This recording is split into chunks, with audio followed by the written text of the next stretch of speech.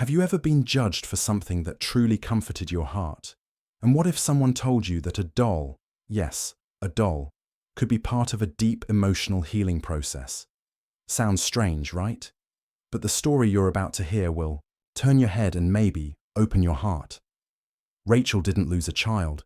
She didn't go through classic grief, but she felt a void, an absence of something she couldn't even name, until one day a reborn baby came into her life and began an unexpected journey, marked by symbolic affection, shy laughter, strange looks, and one humiliating episode that could have destroyed her. But it didn't. Quite the opposite. It sparked something inside. In this video, you'll hear a real, painful, and powerful story that challenges how we see grief, judgment, and ways of loving. Stay with me until the end, because what happened after the humiliation will surprise you. It all started on a silent night, when Rachel sat at the edge of her bed and felt that familiar tightness in her chest. It was the emptiness, the kind of silence that doesn't come from outside, but from within. After so many failed attempts, so many negative tests, all she wanted was to feel a glimpse of what it meant to be a mother. That's when, almost by accident, she came across a video of a reborn baby unboxing. A woman held a doll that looked almost real and cried as if she had found a missing piece of herself. Curious, Rachel dove into that world.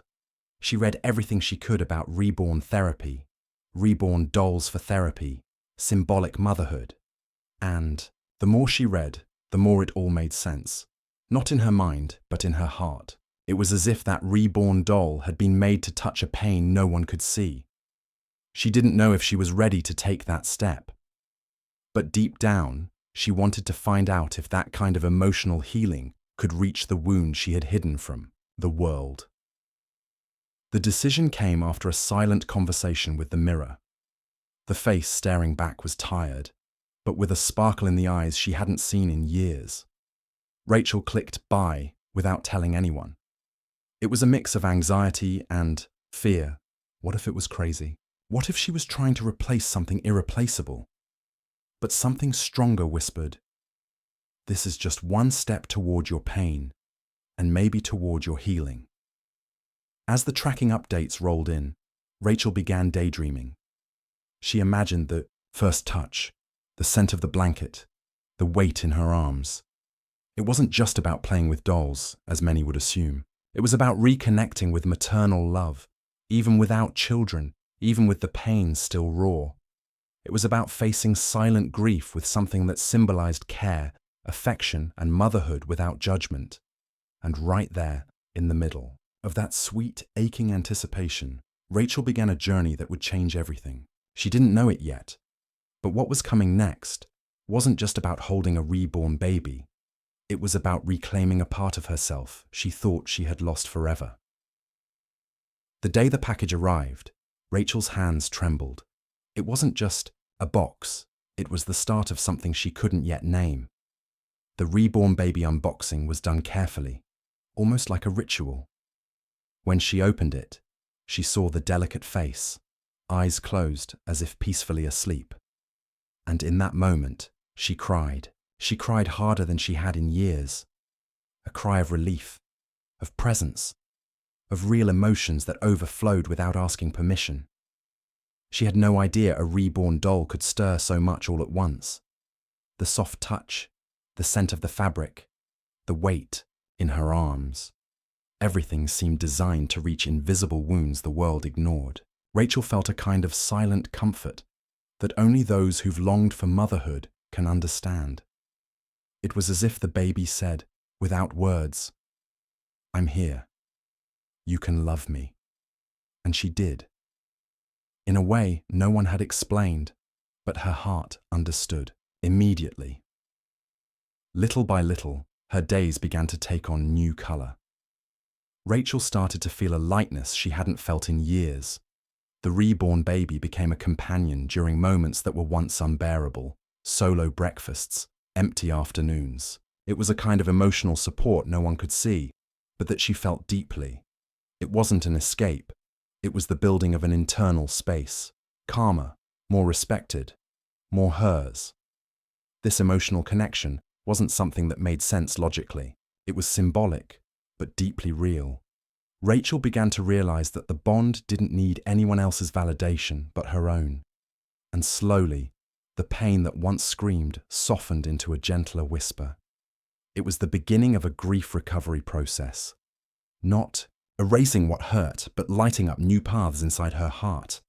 That's when Rachel asked herself, "Can I take him outside?" The question seemed simple, but it carried the weight of judgment, fear, and the gaze of others. Taking the reborn baby out of the house was more than a stroll. It was a decision. And she had no idea what was about to unfold. Rachel spent days looking at the reborn doll with both affection and hesitation. Inside the house, that bond made sense. It was intimate, safe, full of meaning. But outside, the world was different. The idea of going out with a reborn baby seemed absurd to anyone who had never faced silent grief. What if they laugh at me? What if they think I've lost my mind? Those questions came in waves, along with the desire to live this symbolic motherhood with more freedom. Her first step was timid, a car ride, just to feel it out. Then a quick stroll around the back street, wearing sunglasses, a hoodie, and the baby wrapped in a blanket. Rachel laughed nervously, knowing she was doing something symbolic, but carrying a very real weight. What should have been a simple act became a milestone of courage. Because taking that reborn doll outside meant, in practice, carrying her own story in her arms. She packed the diaper bag like any mother preparing to go out with a newborn. Diaper, blanket, toy bottle. It was all symbolic, but full of intention. Reborn therapy was reaching a new level. Exposure. And there she was, feeling vulnerable, but also empowered. She knew no one outside could understand what it all meant inside.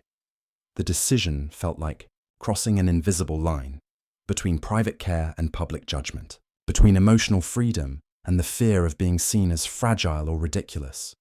Rachel was testing the world and herself, because walking with that baby in her arms wasn't just about the doll. It was about her right to heal, her right to feel like a mother, even if in an unconventional way. But nothing prepared her for what came next, because the world doesn't always welcome what it doesn't understand.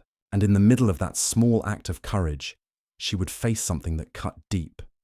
The first raised eyebrow, the first cruel comment, and a pain she didn't expect to confront again. The first place was the park. Rachel thought it would be discreet. So many mothers walk there with their babies in strollers, but the looks began before she even sat on the bench. People slowed down, frowned. Some tried to hide their curiosity. Others whispered almost theatrically. It was as if she didn't fit the script of motherhood, as if reborn dolls didn't deserve a place under the sun. She kept her head high, but inside, her heart raced. The reborn baby rested in her arms, swaddled tight, but the weight of judgment was heavier. Children pointed, adults whispered, couples exchanged glances as if they'd just seen something bizarre. Rachel started to wonder, was it too soon to go out with him? To outsiders, it was just a doll, but to her, it was a piece of emotional healing. At the grocery store, it got even more uncomfortable. An older woman said too loudly, "This generation's getting crazier by the day." The words hit Rachel like a slap. She clutched the reborn doll closer, as if she could protect them both from the cruel judgment. And there, between shelves of soap and fruit, the ground beneath her feet seemed to tremble. Not because of the doll, but because of what it revealed about the world. The problem wasn't the doll. It was what it represented. The freedom to live an unconventional form of motherhood. The audacity to show real emotion in a world that demands control. The reactions were always the same. Disapproving looks, muffled laughs, spiteful comments. Even in silence, those gestures said everything. Rachel realized, more and more, that prejudice doesn't have to be shouted. It can be murmured quietly and still hurt just the same. She thought other people's discomfort would be the hardest part, but she was wrong. Because what came next wasn't just discomfort, it was humiliation. And that, yes, would leave deep scars and reopen the wound she thought she had learned to protect. The scene happened in a charming neighborhood cafe. Rachel had started to include the reborn baby in her routine because she felt a genuine emotional connection, an almost instinctive affection that surfaced without warning. That day, all she wanted was a warm coffee and a peaceful moment. With the reborn doll nestled in her arms, she enjoyed the afternoon, gently rocking the baby, but the peace was interrupted by loud laughter from the back. A group of young people had noticed the scene and started pointing. One of them pulled out a phone and said loudly, "Look at this! A grown woman playing with a doll. What a joke!" Rachel felt her face flush. The laughter grew louder. People around her began to whisper. She tried to stay calm, but the sudden exposure left her shaken. Her symbolic act of affection had become a public joke.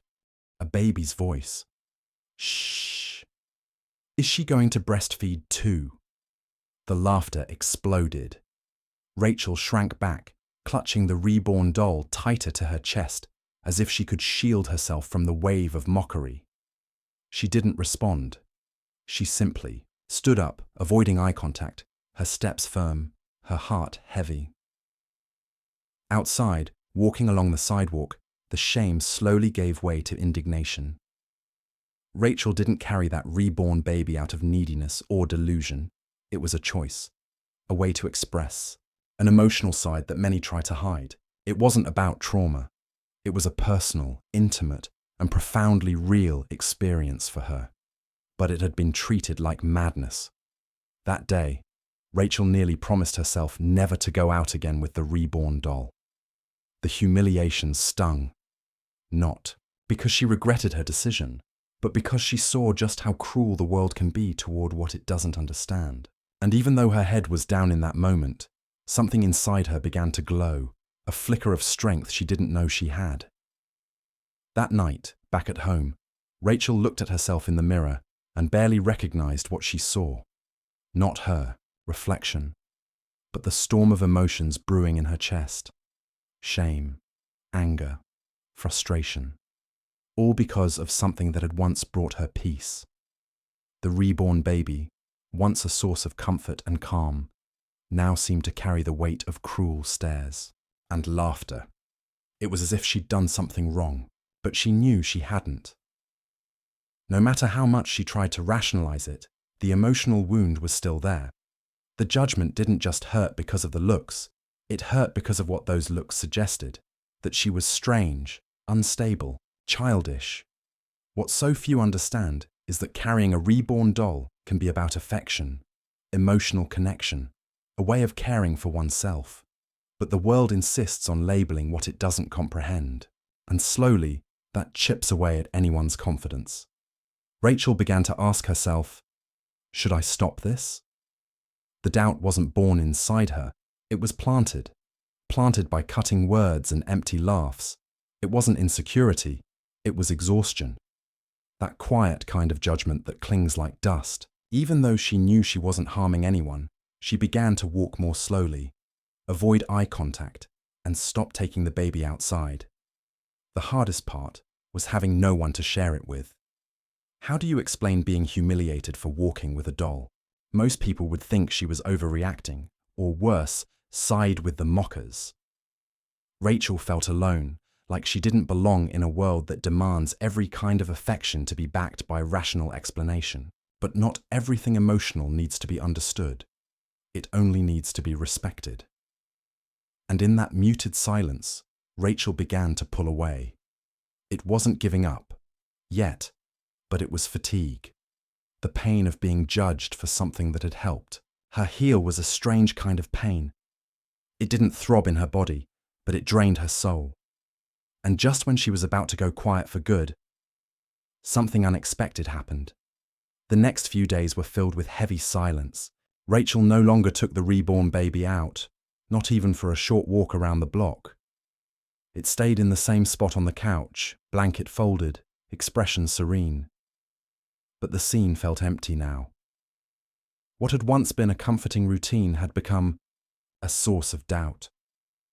The loving gesture had turned into a stifled memory, and Rachel, who had felt a real connection to the reborn doll, now avoided even looking at it. The house felt colder, not because of the weather, but because of the absence of meaning. It was as if that part of her, the part that wanted to feel love, care, symbolic affection, had been forced into silence. Rachel went through her daily tasks, but everything felt mechanical. Her emotions were hidden beneath layers of self-protection. The pain of being misunderstood had made her build a shield that, little by little, became a prison. Conversations with friends grew more superficial. Fear of being seen as fragile made Rachel smile on the outside and stay silent inside. She knew she hadn't done anything wrong, but holding on to that truth alone was hard. The judgment became a shadow that haunted every thought and, even unspoken, was always there. It was like the world kept whispering, "This isn't normal." Online, she typed phrases like reborn therapy and emotional healing through dolls, but erased them just as quickly. She was ashamed even to search for support.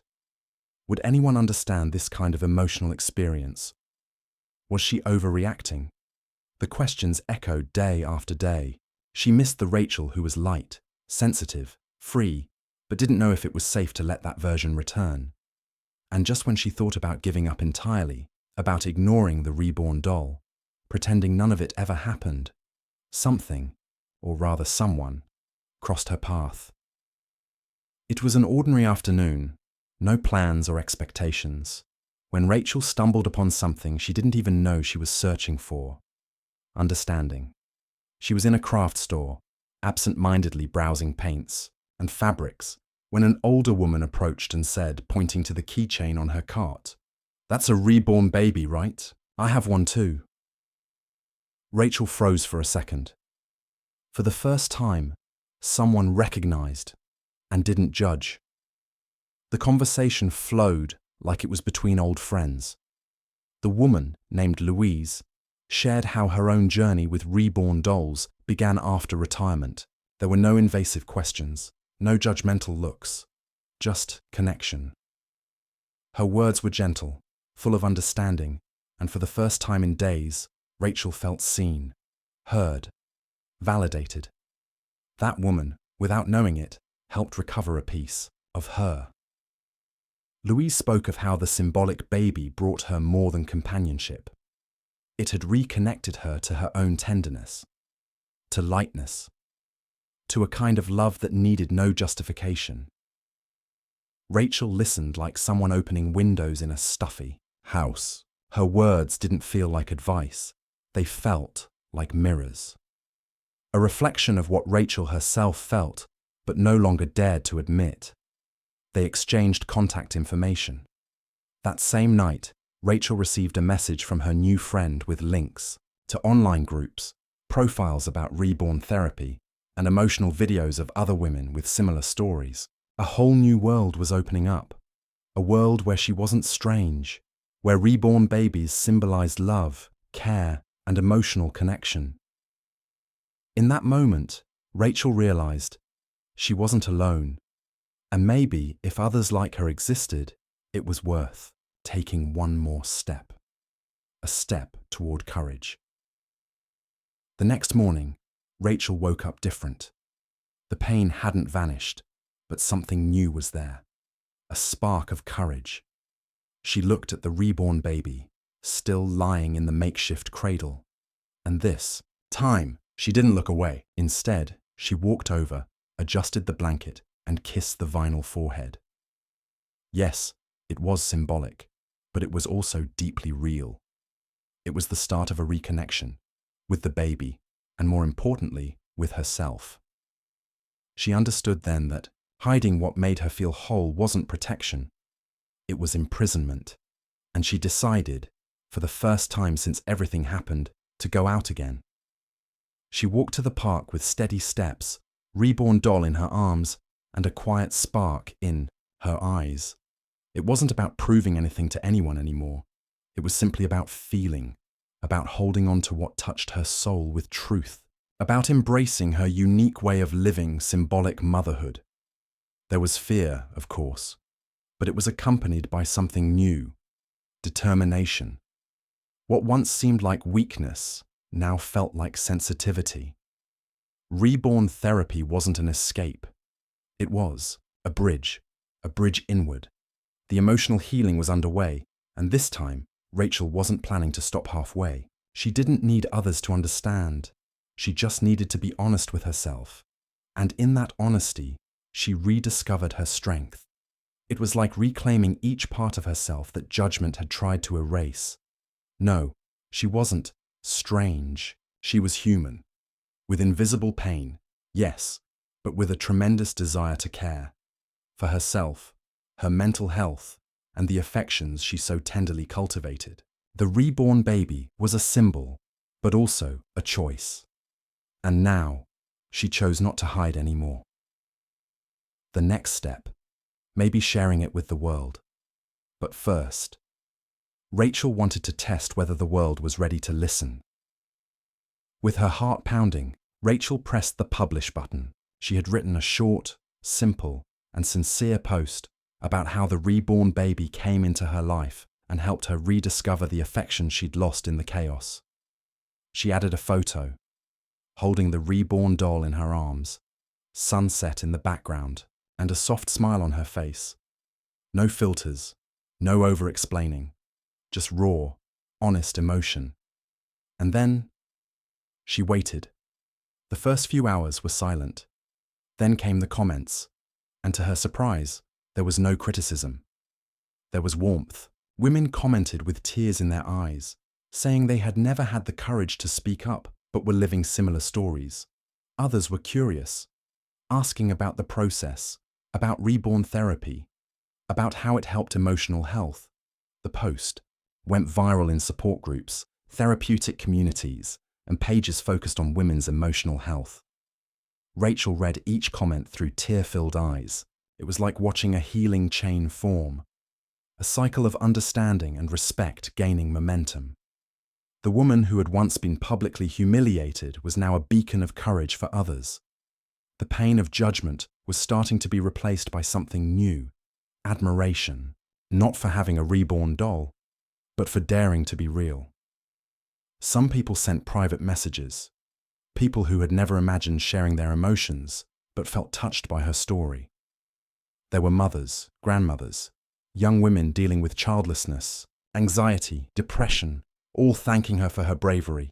The post had become a safe space, a place where real emotions, where symbolic affection also had a place, where it was sacred.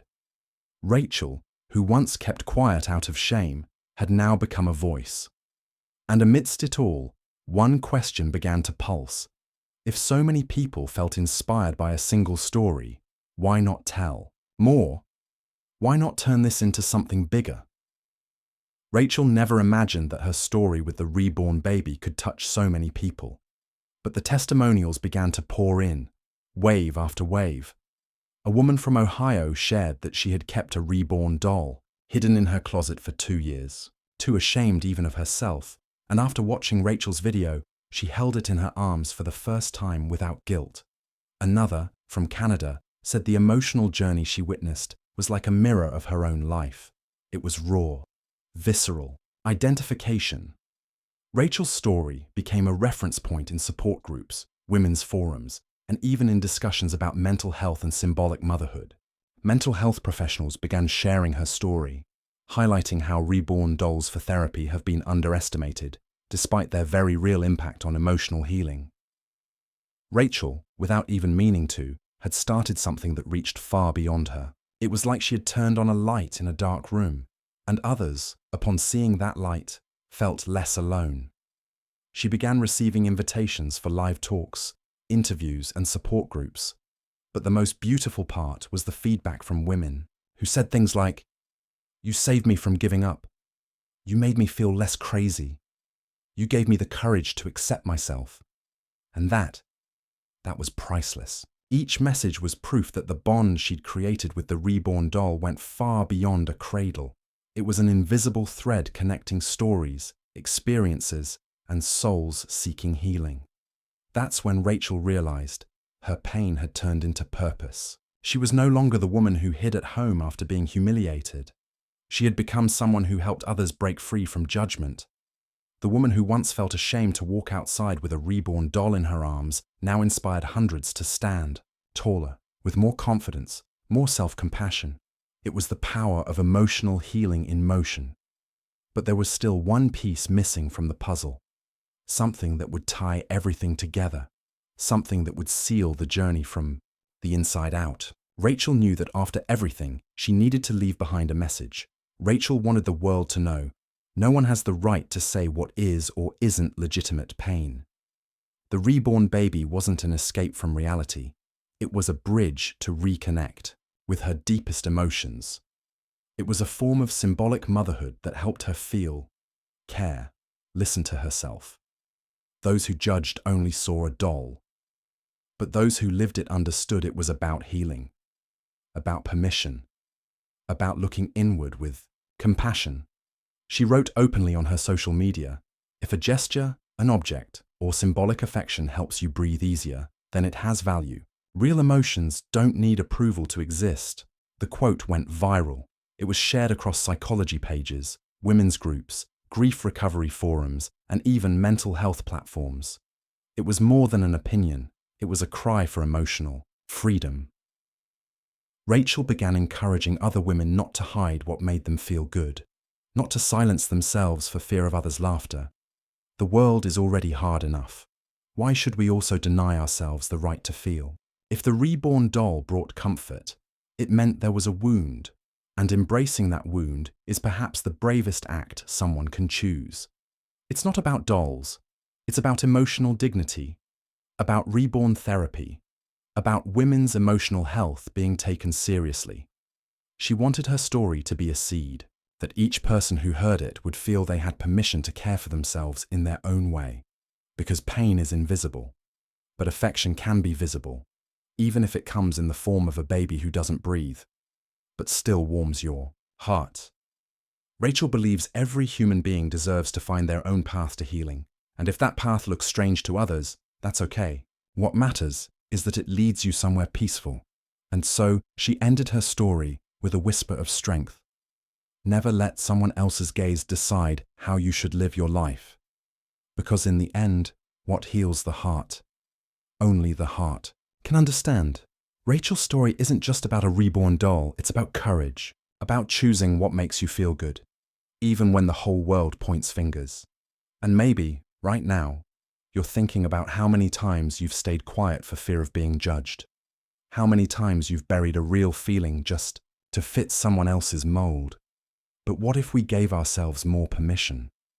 What if we understood that what seems strange to some might be exactly what saves others? Rachel was humiliated, yes, but she was also embraced. She was heard, and she inspired others to hold their own stories with more compassion and less guilt. And now, I want to hear from you. Have you ever gone through something similar? Have you ever felt ashamed of something that brought you peace? Share your story in the comments. Your experience might be the strength someone else needs to start over. If this story touched you, share it. And don't forget, subscribe to the channel and turn on notifications. Join us for more emotional, transformative stories. Because here, every feeling is welcome.